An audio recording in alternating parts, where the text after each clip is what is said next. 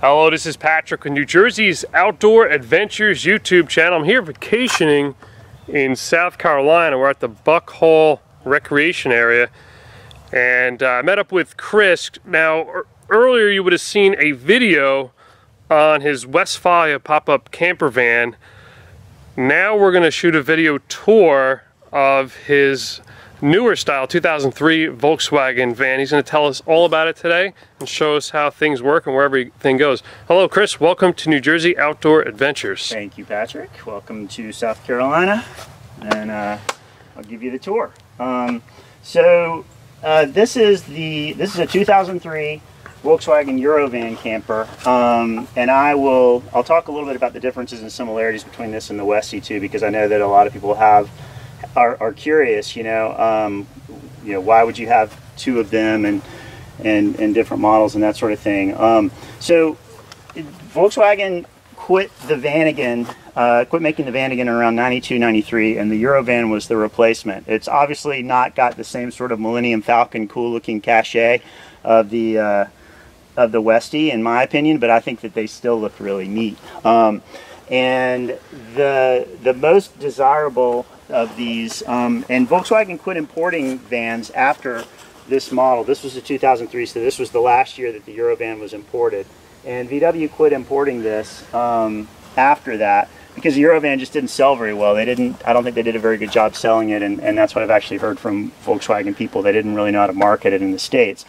With that said, this is a really well-engineered van, and it addresses essentially all of the shortcomings of the Vanagon in a lot of ways. So among the features of this van are, and some of which I've added too, it has a really powerful VR6 205 horsepower motor, which is the same basic engine you'd find in a Passat or Touareg. This van will do 80 uphill all day long, and it will tow my Shasta trailer with no trouble, and it will also tow my 4,000-pound boat, which I would not put a 4,000-pound boat on the back of a Vanagon no matter what.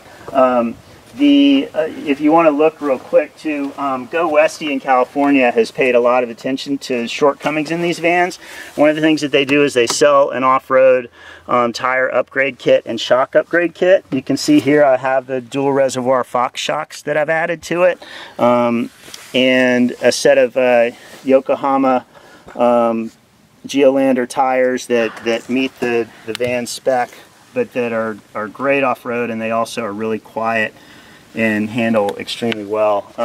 The other thing that this has, other safety elements that this van has, it has anti-lock brakes, it has an electronic locking differential for driving in the snow or driving off-road, and it has airbags. It has front airbags. It does not have side airbags, but it does have impact beams. So it's really safe. And then, as far as I'll talk a little bit about the safety features that the Vanagon doesn't have that this has real quick. We have shoulder belts in the back stock, headrests. This is obviously a two-person seat. Adjustable shoulder belts. It's just and it drives like a cross between a Passat, I'd say, and a Ford Econoline. It just handles great on the highway. I really like how it drives. And if you're looking to do long highway stretches, I would recommend this over a Vanagon, as much cachet as the Vanagons do have. And as this is set up, it's set up a lot like the Westfalia. This build-out was actually done in the States by Winnebago. Quality-wise, the cabinetry, the other interior components, I don't think are as good as Westfalia, but they're passable and they work. The one thing that I did different that I've changed in this van, it came with a three-way, what's called a three-way refrigerator that ran on propane, shore power, or battery power. I changed that out for, this is a truck fridge TF49 model. It's about as big inside as the Norcold, and it runs just on the auxiliary battery, and it sips power almost like the ARB unit in the Vanagon does. So it does great, and it's got a little freezer too. And this will run for 2 days straight without even you having to plug the van in. Now, most people don't realize a three-way or two-way refrigerator, one of the absorption style refrigerators. They require venting on the outside, and they're not deep. So even though the door looks larger, they're not deep like this. That's exactly right. That's a nice upgrade you did. And it cools off super fast, and it works great. This lets you check your levels right here immediately. Your LP gas, your freshwater tank, and your gray water holding tank. This has gray water for the sink that the Vanagon does not have. It has pretty nice drawers and cabinets. You know, we try to keep it pretty much ready for camping because we rent it, and then we also take it camping ourselves. When I took out the Norcold, I added this extra shelf because the Norcold went all the way out to here, but as you pointed out, Patrick, it doesn't have this much space. SureFlow faucet, we just put this for extra space. Then other cabinets, just a utility cabinet, a really deep cupboard style cabinet back here that is great. And then two cup holders, which are nice when we're traveling with the kids. This also has, unlike the Westfalia, a furnace that is awesome. It works really, really well. It's just propane powered, and even with the top popped up, I've camped in 15-degree weather and been perfectly comfortable in this thing. It also has a fluorescent light. And the stove is kind of a neat little unit. It has a backsplash, and it works just like that. It's super straightforward. Like other you know, sort of primitive camper stoves like this, you actually have to use a lighter to light it. And then I guess I could go ahead and pop up the pot top to show you guys the differences and similarities in these two. Well, let me back up. Among the other differences in this van versus the Westie is the way that the tables are configured. So this has two tables, and they just fit in this area behind the seat. To deploy them is a little more cumbersome maybe than the Westie table, but it still works well. You just take this little track right here, and it hooks into this track. Pop down the leg, pop open your laptop or have a beer, and you can slide them forwards and backwards, which I do like. And you can deploy two tables at a time. The other thing about this van compared to the Westie, it is narrower on the inside, but it's longer. So it has less space from side to side, but more space from front to back. And then to take it up, same thing. Flip it over, and it goes back into this little space here. And you put your cover on. So you could combine both those tables and just have one large table? Absolutely. And we also have like a just a dish drainer and a ladder, and then we keep the curtain for the front windows just back here behind the front seat. The other thing I've done for renters is I made a thing that I call the vanual, which is basically just it tries to lay out and explain just everything about this van, and I try to be fairly thorough with it. Don't get too many questions from people. And then of course it has a fire extinguisher as well, which is pretty much a necessity. This van also has, you can see the mounts for it. I have a middle seat that bolts right in as well, so it can function as the family hauling minivan. And the later models also have latch attachments, which are great for kid seats, you know, for child seats. So it has one for the back seats and then one for the middle seat as well. The middle seat didn't come with a shoulder belt, but I engineered one out of, found the seat belt hole for the shoulder belt actually in here and bolted in, so I have one shoulder belt for that. As far as deploying the bed, get rid of that cookie crumb. As far as deploying the bed in this, it's a little different from the Westie, and this is one of the weird little engineering things that I wish Winnebago would have dealt with when they built this. It's not that big a deal, but so to deploy the bed, you slide the seat forward, like so. And then what happens is you can't get into these two cabinets when the front seat is forward. You can also you can drive with the front seat forward as well if you want your kids a little bit closer to you, which is really nice. There's storage underneath here like there is in a Westie, although not as much. And it doesn't pull up in the same way that the Westfalia one does, so you can't get to your stuff quite as easily, but you still have a decent little bit of storage. And then put it back up real quick. So to deploy the bed, you have to take off the headrests on this, which is not a big deal. And you just put them out of the way. You make sure your rug's out of the way. You pull this and it goes down just like that. And then you can get back into this cupboard when the bed is down, but you still can't get into here. I think what I'm probably going to do is put a mesh net over here so that you can get into there. And then there's a tri-fold mattress that comes forward.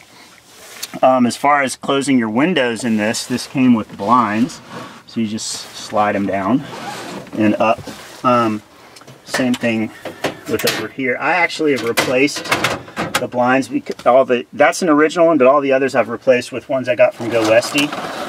These are just super simple and they do the job. And they're all like that. This window is great, by the way. The side window on here, it's not only is it screened, but it opens outwardly, and you can have it open when it's raining. So it sheds rainwater better than the ones in the Westfalia. Other nifty features that Winnebago did is these little lights that are kind of like the ones you'd find in an airplane for both the seats or if you're back there in the bed. It's got a decent stereo, which we just upgraded with a little, I think it's a little Pioneer or a Sony unit. It's nothing super special, but it works well. And then to put the bed back, you just put your headrest back on. And the other nice thing that having this seat come forward like it does, and I can show you, I'll leave it forward. You have a ton of storage in the back when you're driving this thing. If you want to have that storage, if you want the floor room, you can have the floor room. You can have the storage. Can you fit a bicycle back there if you take the wheel off? Oh yeah, you could fit a bike back there easily with the wheel off, and you could fit one up here too. Then as far as the pop top goes on this, is a little bit different than a Westie pop top, but it's really actually very similar in concept. This one has two brass buttons that you push down, and so you unfasten this little fail-safe. There's also a nice light right there. So you just push these two down, kind of shoulder it up, and then you have your tent. And your bed in this one stays in the down position, unlike the Westfalia. This bed is a little narrower than the bed in a Westie, again, but it's not much narrower. The downstairs bed is definitely narrower. And usually we'll just put an additional little foam pad on here. To store your stuff out of the way and to give you more room, fold this up, which gives you a lot of interior room when you're just chilling out in the camper. And it has, I replaced the screens that were getting worn out, so I replaced this screen with a smaller no-seam screen that you can find here, because we have these little terrible sand gnats in the low country that will chew you up, and they can get right through regular screening.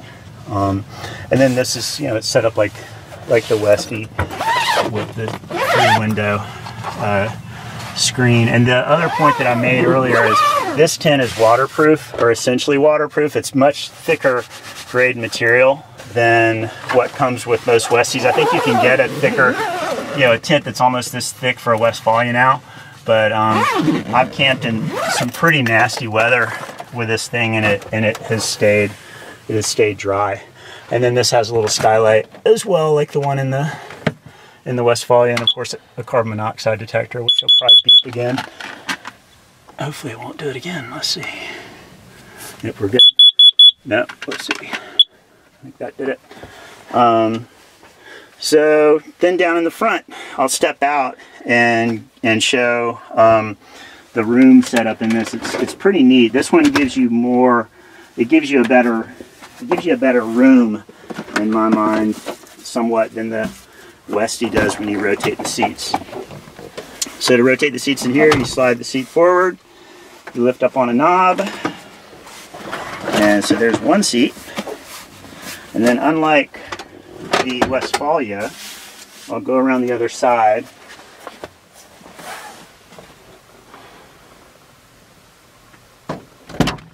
And you have to finagle it a little bit, but this seat will also rotate completely around and give you a pretty good room. Let's see where one of those. There it is. See if I can get it to turn up. I'm looking at the wrong thing. There it is.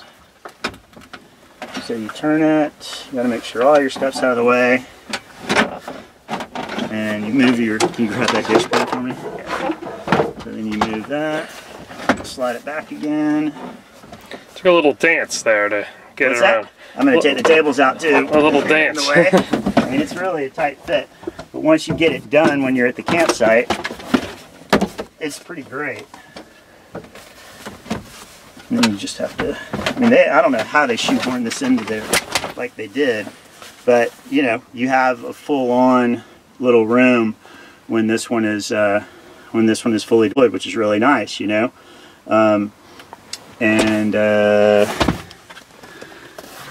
And then as far as just the stuff up front on this, I've just got a little Bluetooth connector for the radio in this one. I don't have it nearly as upgraded as the Westfalia as far as a lot of that stuff goes, just because I didn't feel like I needed it, and it's sort of a daily driver as well.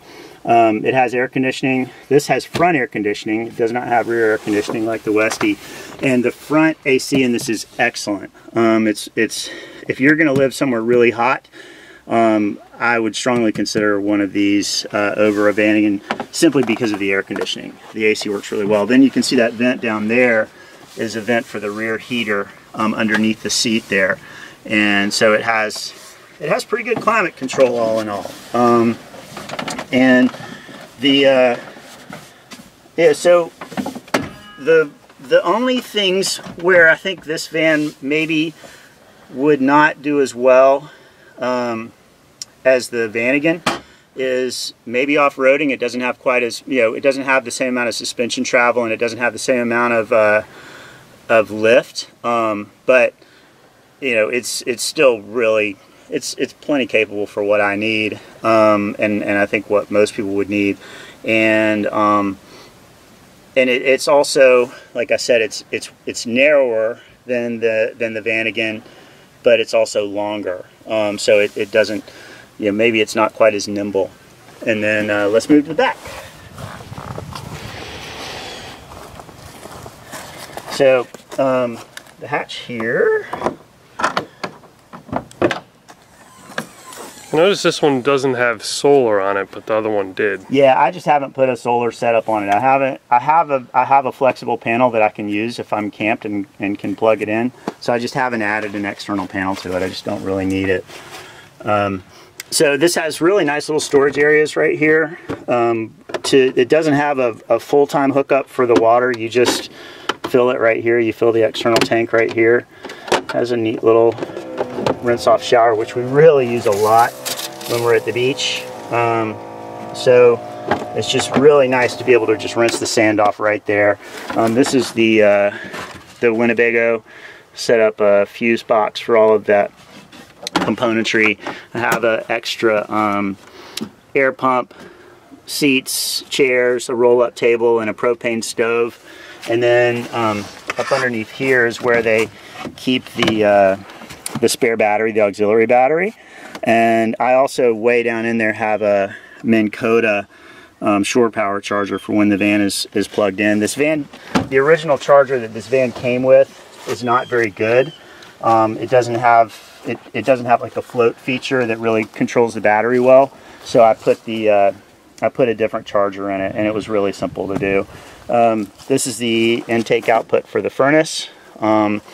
This is venting for the propane area, I think. Or no, this is venting for the gray water tank. This is the power input for 120 volts. You just plug it right in when you're at a campsite. That's your gray water, empty right there. Your propane setup. And then these are the vents for the original propane refrigerator, which we don't use anymore, so I just sealed them off. And then moving around the van, it's... Engines in the front on this Engines one? in the front on this. Okay. It's a Volkswagen VR6. 24 valve, 205 horsepower. I took the cover off of it. It's you know, it's just a great little, very powerful motor. And it's you know, once you get the cover off of this, if you know a little bit about mechanics, you can replace some of this stuff yourself, which is nice. I like to do most all the work on the Vanagon, but I obviously can't do quite as much work on the Eurovan as I can on the Vanagon. But you can still do a lot of your own wrenching on this vehicle. And then I also have, as I have on the Westfalia, I have a set of Yakima racks and an ARB 2500 awning, which also accepts ARB's zip-in room, which is just a terrific invention. And these awnings, as I've said before also, I prefer these to Fiamma rollout awnings that you see on a lot of campers and a lot of other just most of all the other awnings I've seen, because they're so simple. Parts are so easy to replace if they get messed up, and they're inexpensive. They just do the job. Can you walk us through the process of being able to rent one of these? I know you mentioned it earlier in the video. So I started renting this about 1.5 years ago on a website called outdoorsy.com. And it was kind of a lark when I started it. I didn't know if I would want to do it, but I've had really good experiences with the renters. They've, you know, I try to be really explicit on the care and feeding of this, and people tend to take good care of it. All they have to do is just log on to outdoorsy.com. I also have the vans listed to rent at eastcoastwesties.com, which is westys.com. But it's sort of like renting an Airbnb, except that they cover car insurance and things like roadside assistance and even trip insurance now, which I recommend, because you're still renting somebody else's vehicle, even if you rent a car. You know, a lot of times I think it makes sense to get the extra insurance. Yeah, so it's super easy to book them, and I do have them set up for instant booking, and I've gotten about 20 rentals on this in the time since I started renting it, and as I said, I have had good experiences with the people that come by. Most of them seem to have a sort of similar mindset to me. You know, they like to use it for outdoor adventures. So walk us through the process. I have a trip. I want to be in Charleston. I go on outdoorsy.com, I book it, and then I set the dates, and then I get an Uber to you, or you meet me? Either one. Usually people just get an Uber out to my house, or I can pick them up at the airport. I live near Folly Beach, so it's not that big a deal to get out and pick them up, but usually it's easier for them just to get a $20 Uber out to my house, and then I'll give an hour and a half, usually an hour, go over of all the systems, try to send them a video that Winnebago actually did, but now we have this, so I don't need it as much. A video on how these vans work, so that they have all the stuff that they basically need to know, and then send them on their way. And the other thing that I would recommend any other outdoorsy renter does is they either require that the renter leaves the van as clean as it was when they picked it up, or charge them a lot of money to clean it up, because I don't have the time to do that, and it shows me that you've taken care of it. Otherwise I'm going to charge $75 an hour to clean the vehicle. So people have left it clean and taken care of it. I feel like with the instruction that you give to each one of your renters, I believe they're going to enjoy the experience more once they take that experience, because now they're going to understand everything works. For sure. There's going to be no uncertainties. Yeah, and you know, and for example, with the seats reversed on this, the van won't start, which I didn't even know about when I first bought it. And I was about to call AAA and finally looked in the owner's manual and realized, oh, wait a minute. So yeah, there's little nuances to the operation that that you're going to get. And I would recommend that anybody who's thinking of renting any camper of their own on Outdoorsy or another platform really takes the time and lets people know what's up. And can you tell us how you and your family enjoy this van? Yeah, this one I use this as both, if it's not rented, I mean I use it as a daily driver, and we take it to the mountains, we take it to some of our favorite lakes. It's a daily surf mobile too, you know. I mean, we load up all of our gear and take it to the beach, and then because it's got the shower on the back, it's great. At the end of the day, we can just can rinse everybody off and let them climb in over the seat and get in. So we use it, and I also use it as an office because I'm a journalist by trade. So if I have to go cover a breaking news story, it's a lot easier to file a story from this. Or sometimes if I'm writing something longer, I'll come to a place like Buck Hall and just spend the day, you know, having this as an office as opposed to a Starbucks or something like that. And so I mean, yeah, the whole van life thing is so cliched in a way, but I mean, for me, I mean, we don't live in the van. We camp with it, and I use it as a really functional vehicle. You know, when I don't have it rented, that's what it serves for me. So you would say, for van life for you, the van is a pretty big part of your life.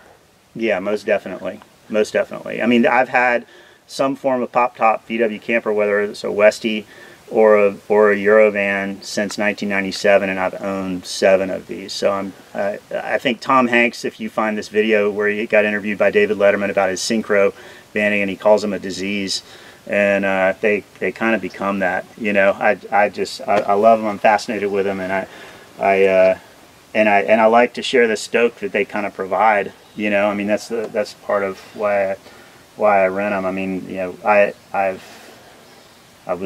they were revealed to me when I lived in California by friends, and then you know, since that time, I think that these are 2 of the greatest camping vehicles ever made. Well, Chris, I really appreciate you taking the time today to give us a tour and explanation of your 2003 Winnebago on a Volkswagen chassis camper van for New Jersey outdoor adventures here in South Carolina on vacation. And I'm glad you came out today. I'm going to leave this in the description. I'm going to leave links to where you could find more information on this van if you're just interested on the specs or looking to rent it. But I hope you enjoyed this video. Please like this video, comment, share, subscribe. I'd love it, and we'll see you soon. Thanks a lot.